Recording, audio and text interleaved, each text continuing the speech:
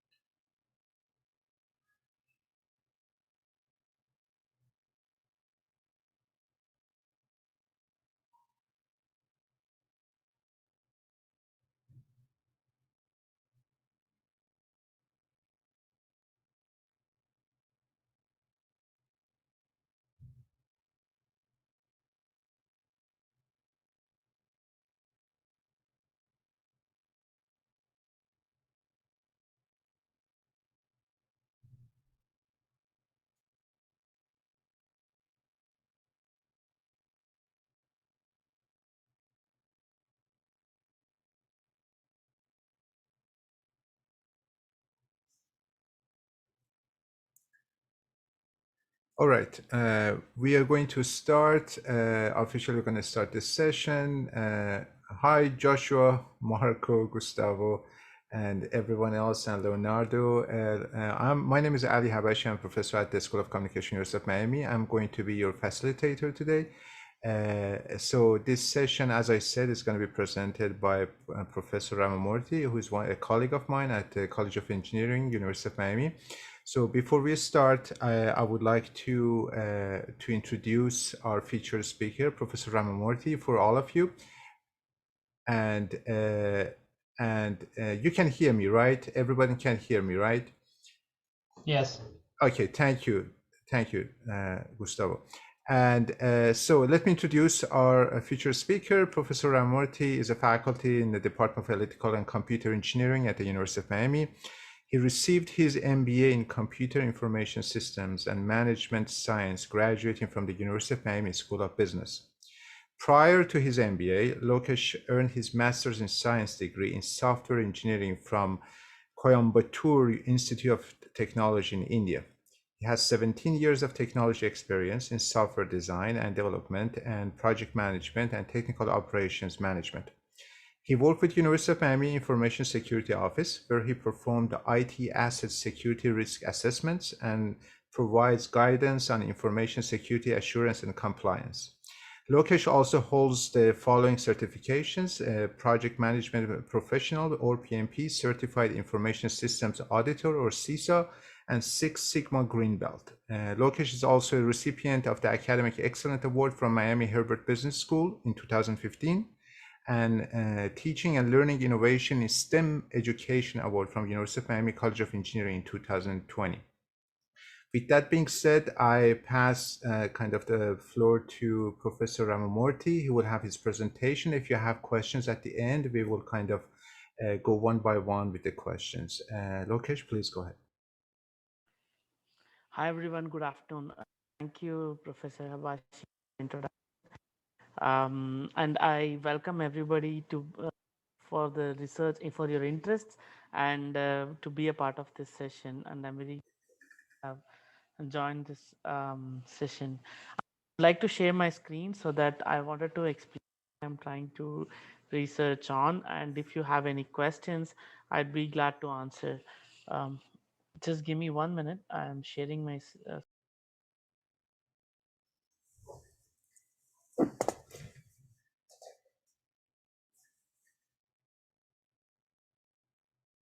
Sorry, my internet is going on and off. But if you have any questions, if you are not hearing me, just please raise hands or something so that I can understand that I am not audible or something. That's why I'm checking my router now and then. That's everything going good. Um, Give me a minute. I'm sharing my screen.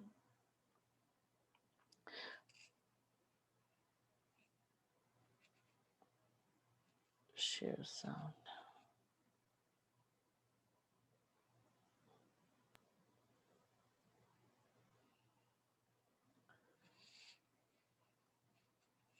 Is my screen visible? Yes, you are. You're good. Thank you so much. Thank you so much. Okay, perfect. I have enabled captions, so just in case if my voice is not clear or something, you can take this help. The research internship is on analysis of cyber hygiene awareness and practices. Um, this is about me. Ali given Professor Hibashi given introduction. I work with College of Engineering, and this is my email ID and LinkedIn profile. I will share my email ID at the end of this internship as well, this presentation as well. Uh, so let's understand what is cyber hygiene, right? Our digital universe is growing every single minute, right? This is I will hide the controls. Okay, perfect.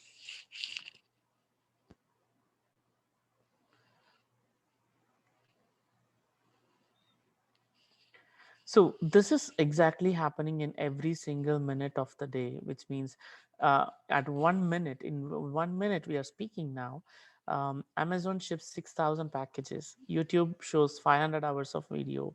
DoorDash 555 meals. I guess it's more than now after the peak of COVID. And we have Facebook, so many messages are being shared. And in TikTok, 2,704 times is installed. So this is the rate at which our internet is growing every single day, right? So what's the problem we face is like more and more people are going to be on the internet, on the internet, and then they are generating so much of data.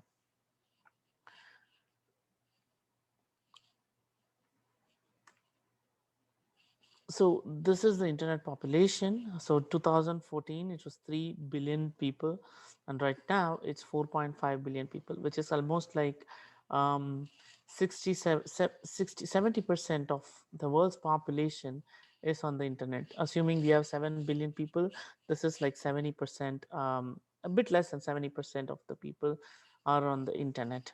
um, I will show you this threat map.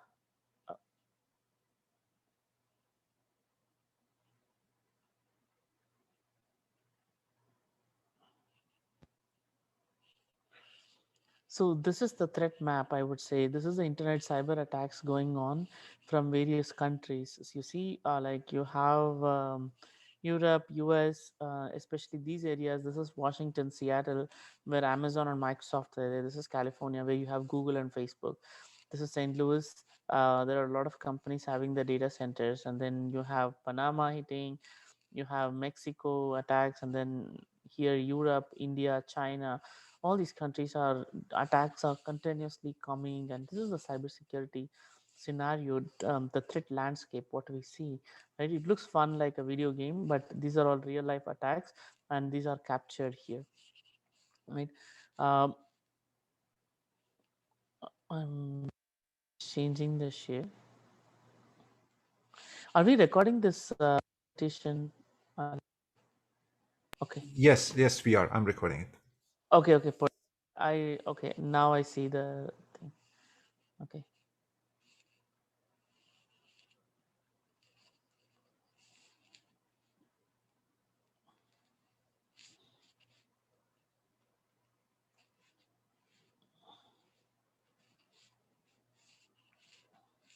This is our cyberspace, right?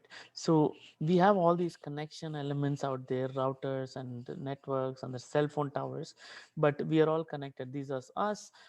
This could be us. Again, we are connected to the GPS. We have servers, we have cars, trucks, everything is connected, having a GPS, and then flight traffic control systems.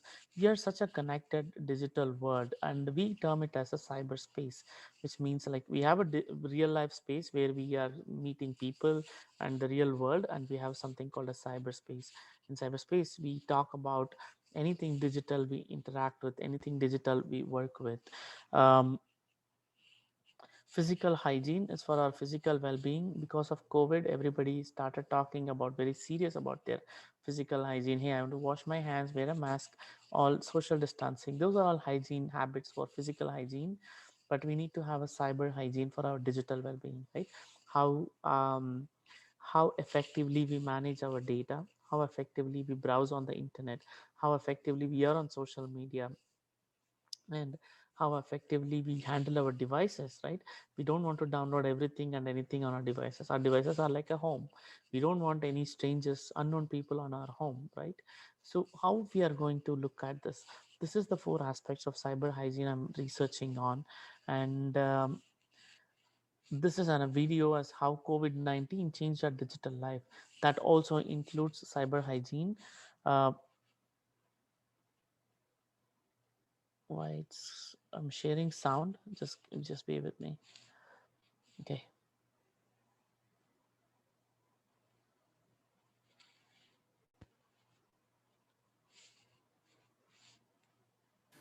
The coronavirus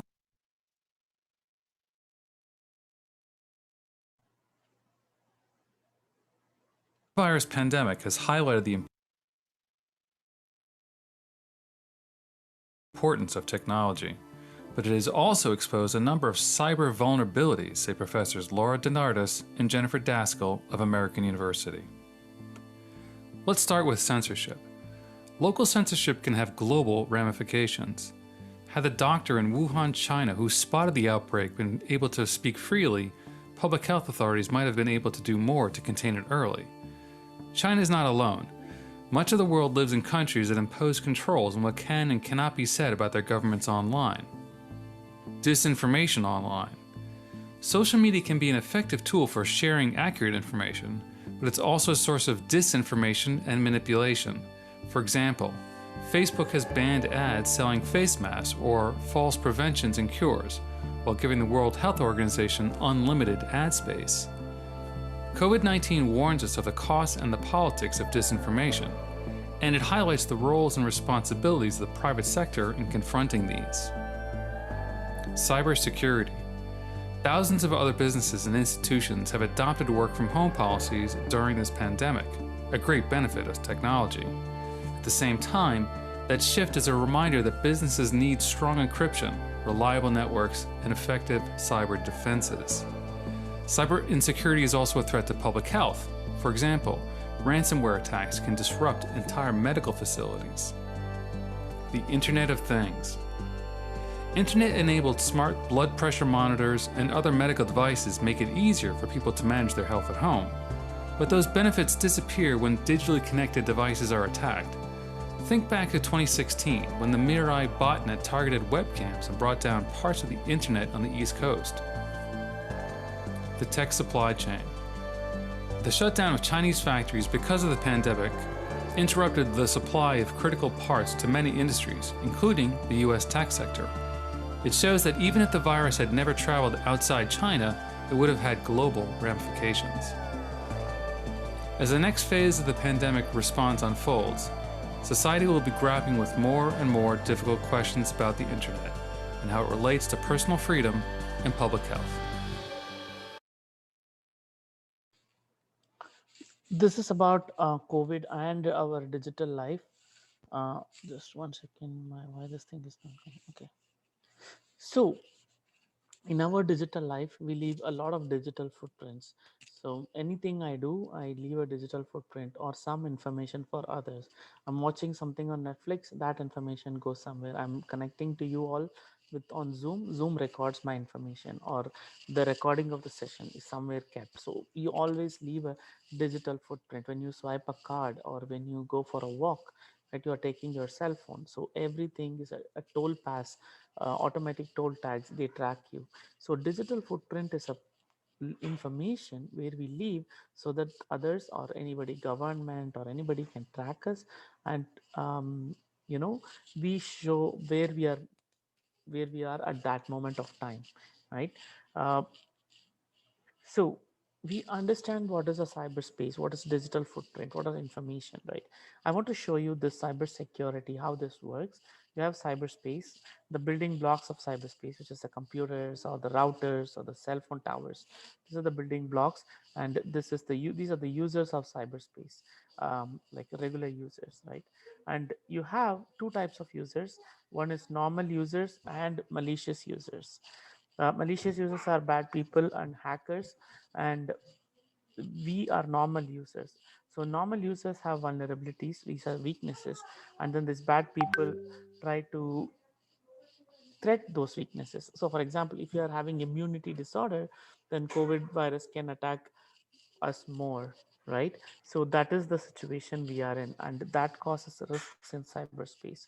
So we have to reduce our vulnerabilities. How? We have to reduce our weaknesses. That's the whole point of cyber hygiene. Um,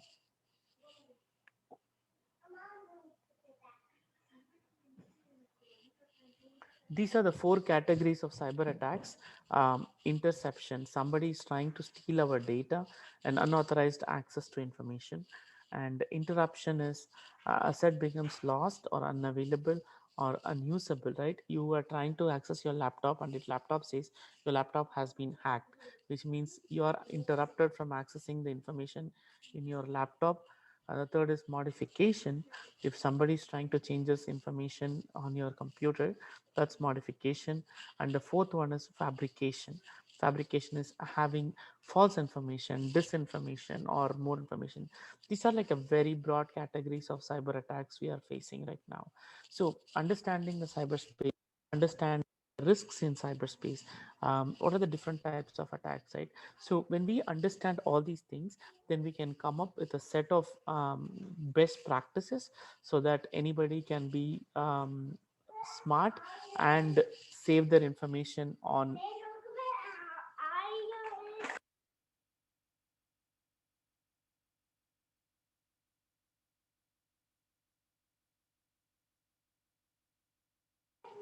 Sorry about that. uh,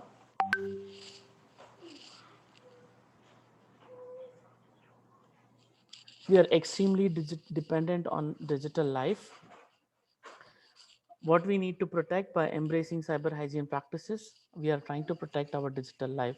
So this is a game. I will send you this game after the session is over. You can play and see how well your personal cyber hygiene is. It's created by Google, and I can share with you the game.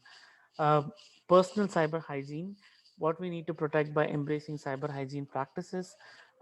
You knowing about doing this internship or doing this research, you will become a cyber hygiene practices, and you will be able to communicate to others, spread the word. That's the whole purpose of this research internship.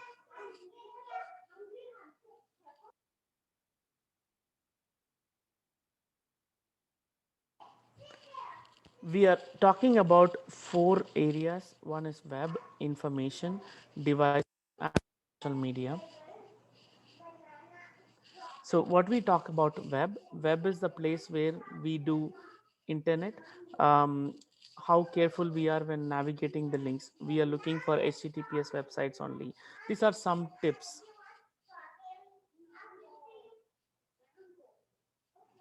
These are some tips. How do you be safely browse the web?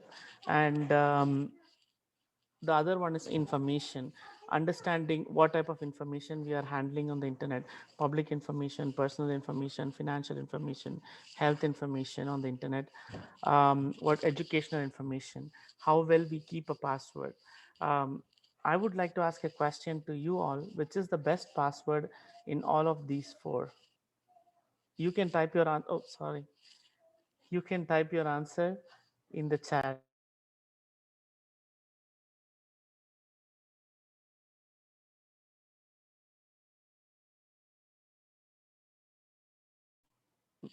let me see. 3 and 2, I see. 2. Okay. So I will show you why which password is best and then why the others are not good.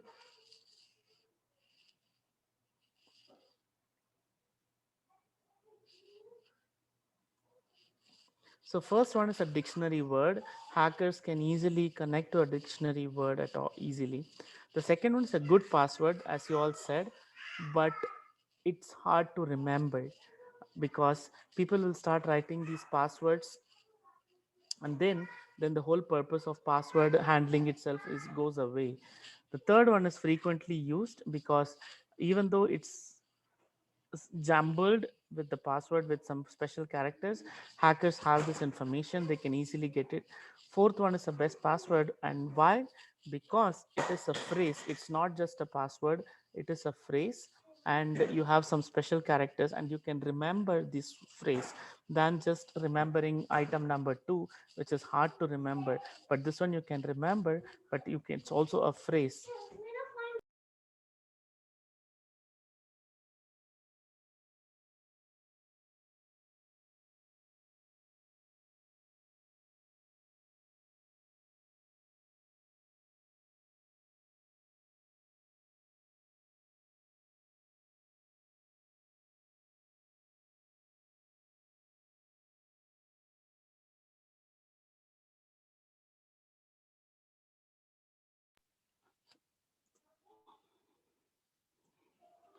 So information safety tips, it's better we have minimum 4 different email accounts. We talk about personal email, work email, social media email, and other promotional emails. If you are using physical storage, we always use encryption. And this is another funny video. I guess we have some time. I can show you this video.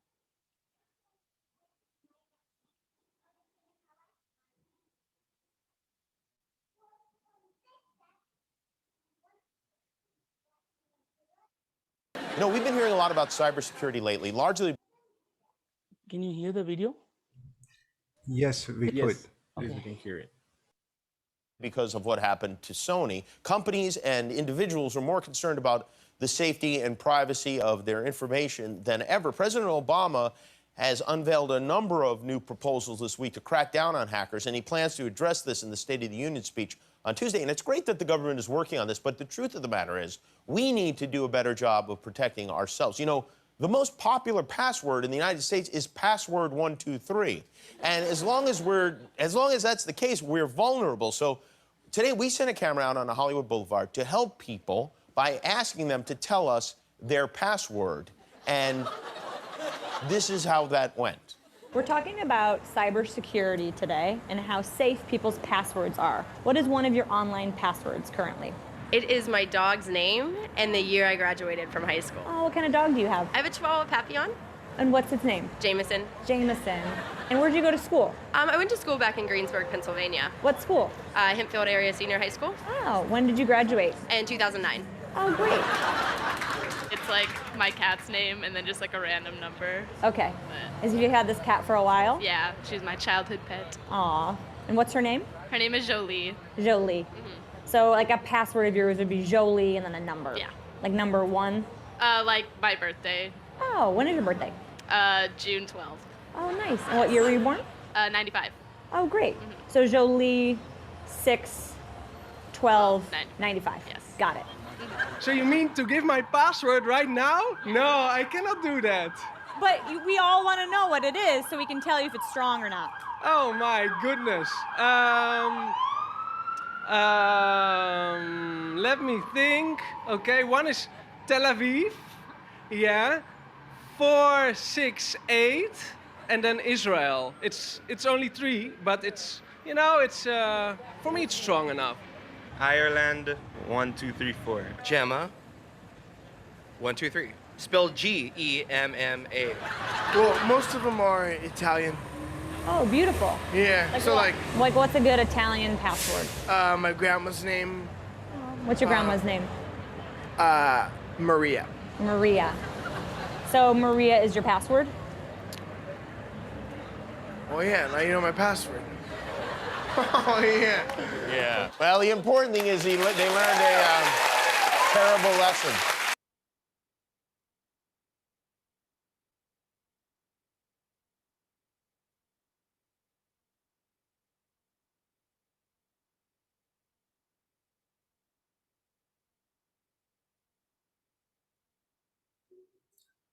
Lokesh, I don't hear you if you're speaking.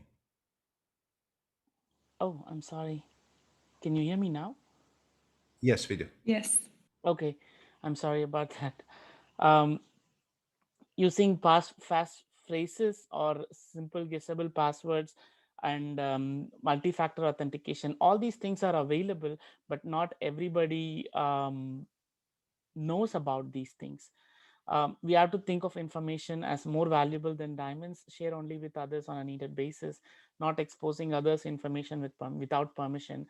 I see on Facebook, hey, my brother got a new baby. I don't know, my grandma is taking a vacation to Ireland. My parents are whatever separated, whatever, everything they put it on Facebook, which is without their permission, right? They are making others also vulnerable. This is also an aspect of cyber hygiene. um, the third one is the devices aspect, which is kind of how well we are upkeeping our devices, because our phones are not just phones. They are a mini computer by itself. So what data we are downloading, what websites we are looking on the phone, do we have a really think through when we click on something, right? Those are the devices aspects. Everything which has a word smart, which has means a computer in it, right? Literally a small computer in it. Whether it is your car or your watches or your TV, everything has some computer in it. This is one of my favorite cartoons. This says that the TV is watching us, which means the TV is a smart TV. Even though you are awake, you are sleeping, the TV is still recording what's going on in your home. And you have these modern devices like Alexa and Google Home. All these things are virtually listening to you. You call them and they tell you, they respond to you, right? Our phone is not a phone, it's a computer. So how much we do in our phone, wherever we go, the phone keeps tracking us, right? How people upload very embarrassing pictures or very sensitive information on phones, but it is just a device, and if it is lost, the data is lost. Anything, the minute you upload on the internet, it's, you don't have any control over that information, right? Not everybody is aware of this. That's where I started my research on cyber hygiene. Then the last one is I'm not reading slide by slide. I would share the slides to you offline. Whatever, when we are connecting, we must protect the information. That's the whole objective of it. The fourth one is social media. Just one second.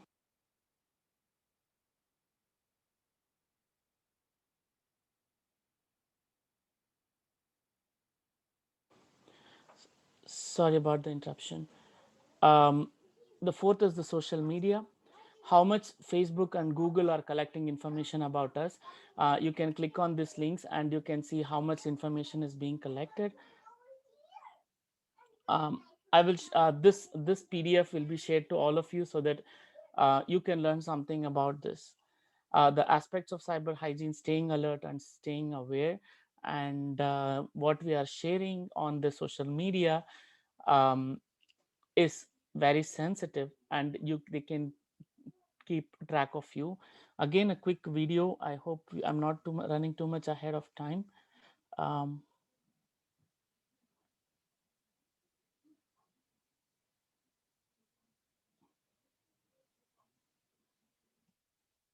You've probably heard that you need to be careful about what you post online. Well, here's a story that'll explain why. Once upon a time, a nice fellow named Tim uploaded a picture of himself to his favorite social network. It wasn't a bad picture, maybe a little goofy, but innocent enough. Little did Tim know that this photo would be his downfall. When Tim uploaded his photo to the internet, it was stored in a few places. One of these was the server of Tim's favorite social network, which allowed all his friends to see it.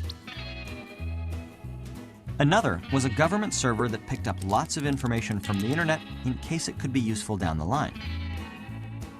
And the third was the server of an identity theft crime ring. Back on the social network, a few of Tim's friends gave their approval to his picture, but most ignored it. Meanwhile, the social network made his data available to an advertising firm. They noticed the frisbee in Tim's photo and started sending him frisbee ads, hoping that he'd buy more frisbees. Unfortunately, he would not be able to because of what happened next. You see, the identity theft crime ring liked Tim's photo much more than his friends did. That's because it showed his house in the background. One of the pieces of data in the image file was the exact location where the photo was taken, allowing them to figure out Tim's address.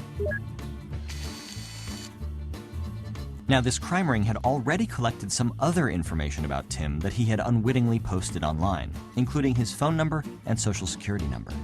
So they called Tim's bank, pretended to be him, and tricked the bank into resetting his password using all of the information they had.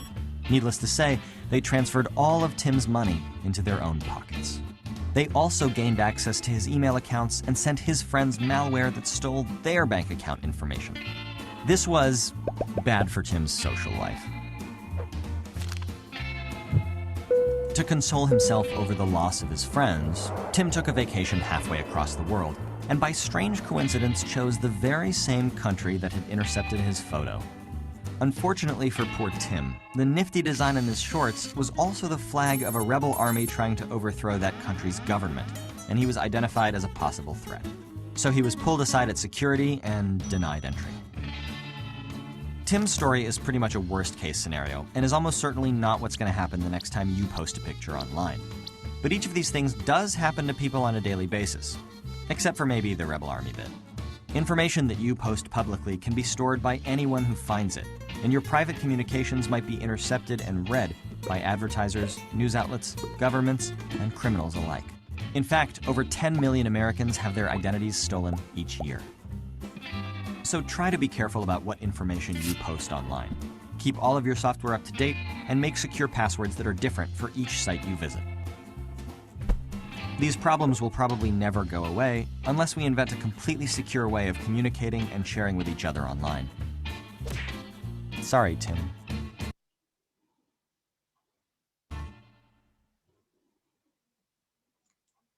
So this is also one of my favorite videos, which I show everybody.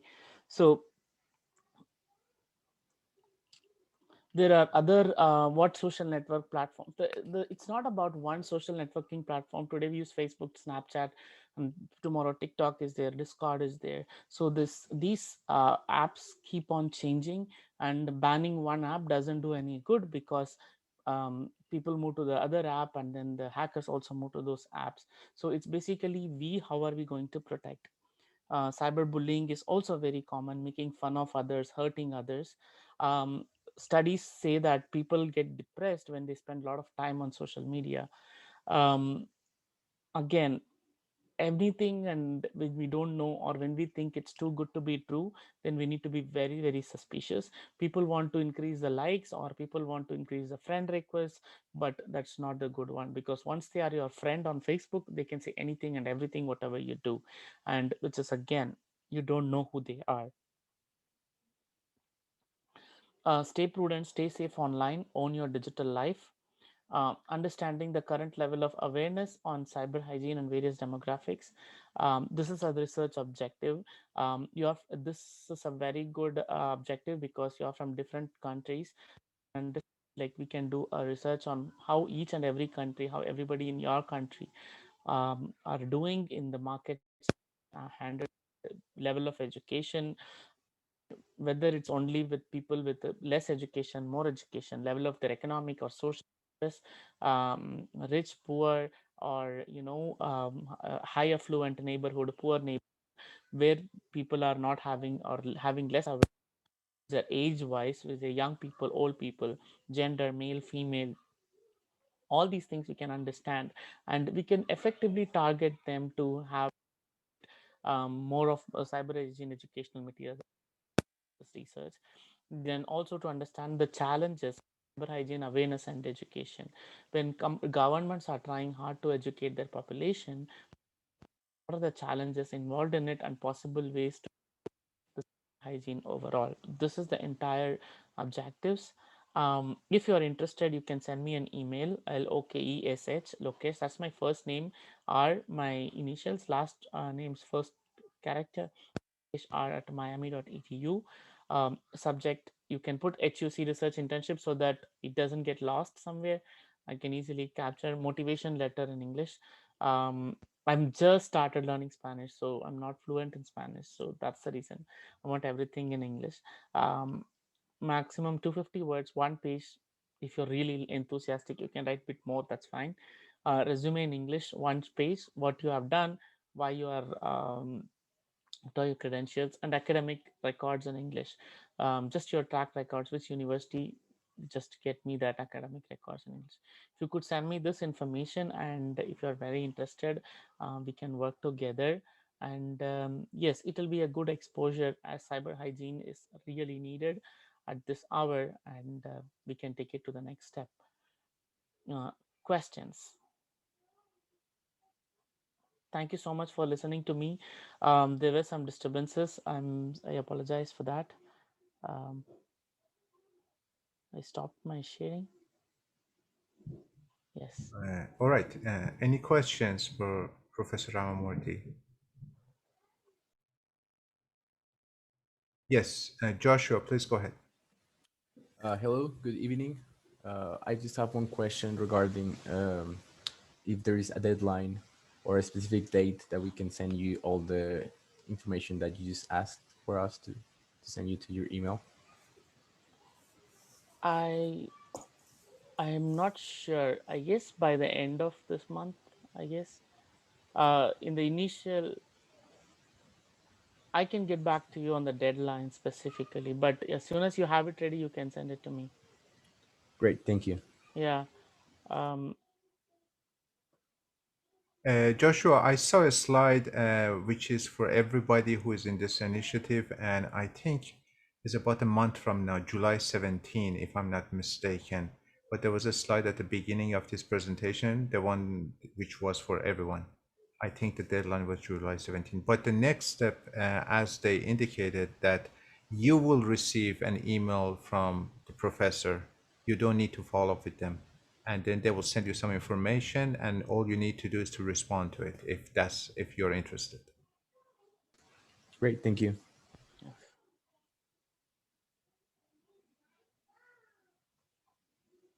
Lokesh, I think a really good question would be if you can share with the students here that if they get involved in this internship, what sort of work you will kind of have them doing for you or as part of the collaboration with your research? Good question, Professor Abashi. So when the students are during as part of internship, students will do a study of, they will pick a specific demographic, maybe whatever of their choice. I don't have any specific choice. Their choice, they will study the specific demographic and their cyber hygiene practices along these 4 lines of groups, which is web, how their demographic responds to the web, how do they handle the information on the web. They will be given some questions, they will be given some, it's just like a in getting gathering information and processing that and analyzing that, and then from there we will derive insights as, hey, what we can do about this to improve. This is the place, people don't have much awareness about social media, how we can improve the social media. It's more about collecting and understanding the cyber hygiene practices. So it will be surveys, and maybe like a, they will do some observations and record those observations, and that's how they are going to work with me on this.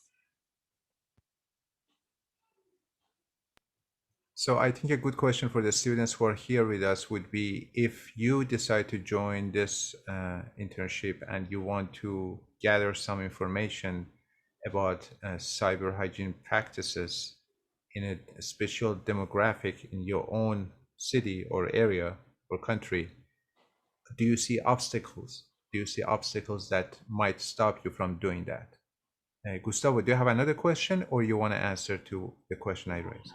No, I just had another question that was really similar of what we were talking about, because I'm a medical I'm a medical student minoring in psychology, so I do not have like big knowledge of computer sciences nor this type of work. But as we saw before, like pandemic and COVID, we're part of social hygiene and cyber hygiene that we were talking. So I wanted to know like maybe my area of study of my major and my minor would be like something that I would add on this project to participate, because I don't want like maybe there's need of a lot of computer sciences or engineering knowledge that I do not have. So maybe I might choose like this part of health and public health sciences rather than like really into computer sciences. So I wanted to know if my work would be like helpful to the study. Good question, Gustavo. Um, Health sciences is a big area of research, and in terms of cyber security and cyber hygiene, because I have many friends of friends who are doctors who were not really cyber hygiene. They were losing patient information, or they were giving too much information on Facebook. All these things are happening. So your expertise, if you're studying in medicine and also psychology, it's also all about psychology, right? Why people get excited to share it on Facebook, right? So yes, you don't really need to have like an extensive computer science knowledge, but your psychology major or minor will give you enough understanding as why people do behave in online the way how they are doing, what makes them not to be thinking twice, why they even click that link when they say that, hey, you won an award, why won a prize. What is that that triggers them to click the link? Why they don't see the warning signs on the link there, right? So you won $300 Adidas shoes, why even people don't think twice, why they forward it to others, right? Why WhatsApp, another research I'm doing is why WhatsApp messages are getting forwarded, like what type of messages are getting forwarded. So your psychology research or psychology expertise will help in those areas as well. So again, it's more on the people side of cybersecurity, which means like, yeah, we have some technical stuff, but it's nothing like it's hardcore protocols and stuff on computers. It's about understanding people. Thanks for the answer. Any other questions? Daniela, Marco, Leonardo, Joshua? Let me ask you another question. So, Professor Ramamurthy, if the students they decide to participate in this internship and they help you gather such data, what are you planning to do with the data? Could that possibly go to publication? I want to see how students they can benefit from this eventually down the road. Good question, Professor Bashi. Yes, if that data gets after collecting the data, they we I work on with the University of Miami for understanding the WhatsApp messages and forwards on cyber hygiene areas. So it will be a good piece for them to write a publication. Either if it is very good, they can do even a journal publication, or if it is very simple, if they couldn't get that much data, we are going to apply for even a conference publication. Cyber hygiene is growing, and it's going to be a good addition for their profile as well if they have a publication on that.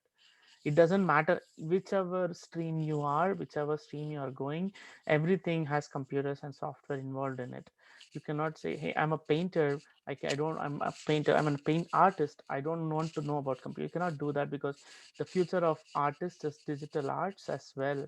So again, everywhere the computers, information, software, everything is in play. Whatever your stream is, you have the hackers and cyber hygiene is needed. So it will add value from that perspective as well. And following up with what Gustavo said, are you planning to customize the requirements for this internship for each student based on their background?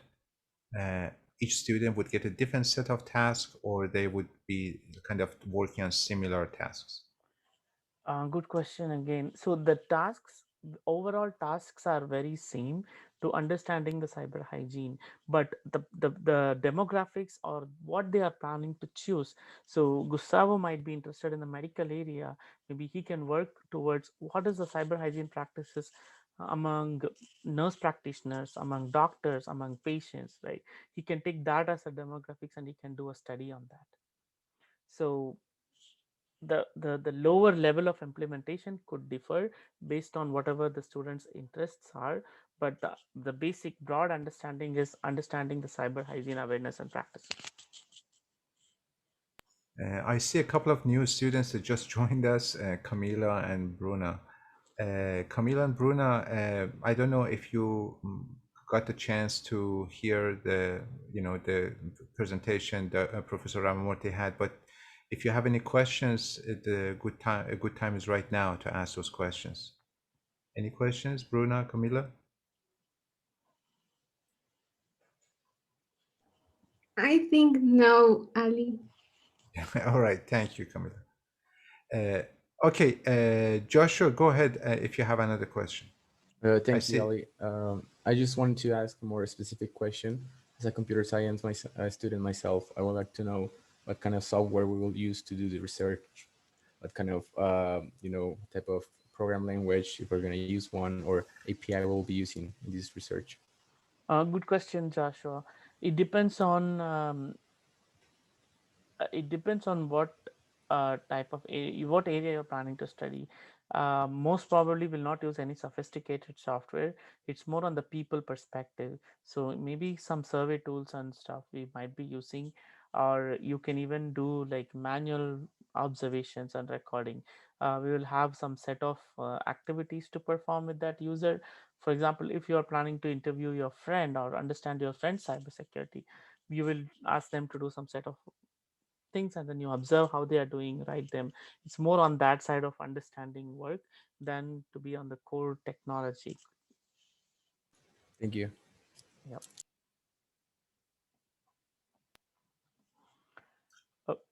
I will type my email ID here.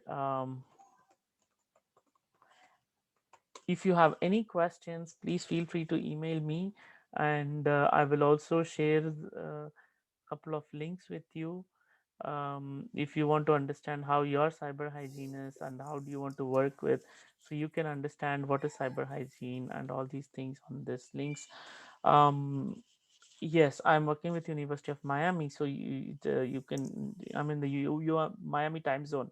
Right now it's 4:30 in Miami, so yes, you can message me, you can email me any question. I'll be glad to help.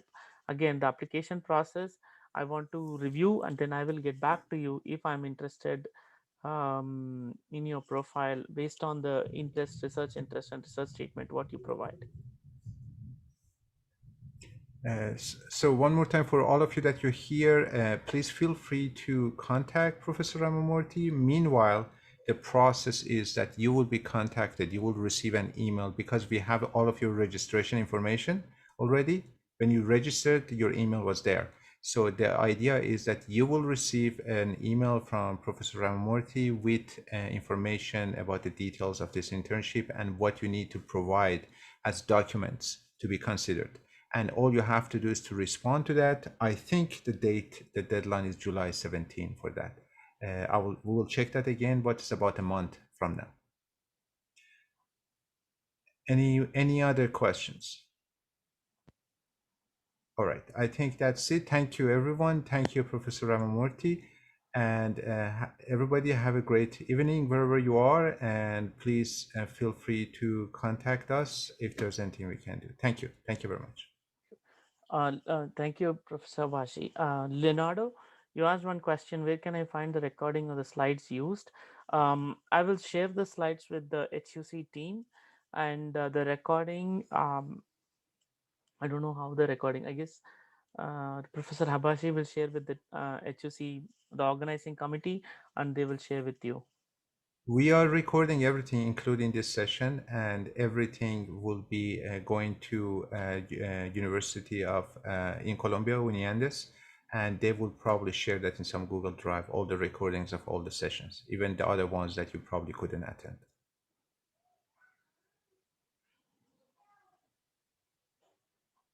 All right. Nothing else in the chat, right? I think that's it. Perfect. Yeah. All Awesome. right. Thank you so much, and thank you. Appreciate you coming all. Thank you so much. Thank you, Professor Abashi, for helping Thank me. you. Thank you. Bye. Bye-bye.